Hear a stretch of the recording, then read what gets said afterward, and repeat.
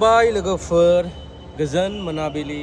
स' लोगोफोर दाय फाइनालि निउ एयारपर्टआव एसे बेरायफैबाय आरो ना गोबां फैबाय लोगोफोर दिनै गोसो जानानै भिडिअ बानायनोसै आरो ससे दिनै एसे बेरायग्लाबायनोसै आरो लोगोफोर नोंथांमोननि गेजेराव लक'पिय गपिनाथ बड'लेण्ड एयारपर्ट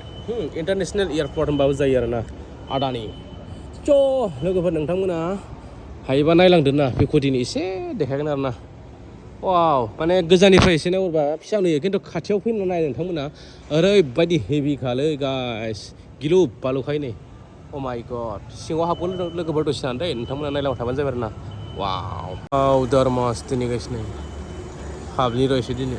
वाव धर्मास दिनै गाइस नै फैखाबायलै जि बाम्पारखासो हा हा अ माय गड बिरबायलै लोगोफोर दामानि बा रिपारिंसो जागासिनो दं आरो ना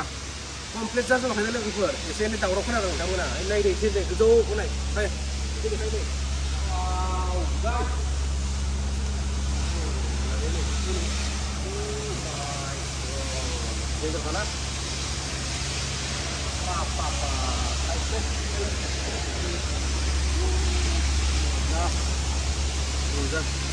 लोगोफोर नै नायदो एसे बा समायना ना लोगोफोर रिपारिंसो जागासिनो लोगोफोर नै खालामगासिनोसै नै हं हं हंनो फाइनालि जिटिया जागोन ना अब्ला नोंथांमोना बुंनो हाला आरो बेखौ वाव साबसिन हामसिन जाखाबायलै लोगोफोर धर्मास दिनै नेंगोनलै एफा बेसेबां फट' लाबाय थानो भिडिअ लाबाय थानो नङा होमबा लोगोफोर बेखिनियानो आरो नोंथांमोना फैबानो जाबाय आरो नायनो नै हट डेन्जार नेंबाय गाइस फाग्लासो जागोनलै बाप मथा मथि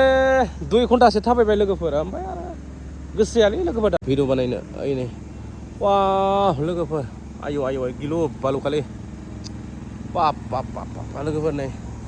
दा बेखिनियानो लोगोफोर ना भिडिअआ लोगोफोर बेखिनियानो आरो ना नोंथांमोना जि एसे देखायबाय उनाव मोजां देखायबावसिगोन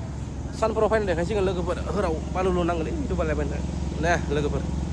नायनायावनो भिडिअ बानायनो बावग्रो लोगोफोर मिथिबायना दे लोगोफोर भिडिअआ एसेनो आरो ना बेनो आरो एयारपर्टआ लोगोफोर वाह लोगोफोर दिस इज आसाम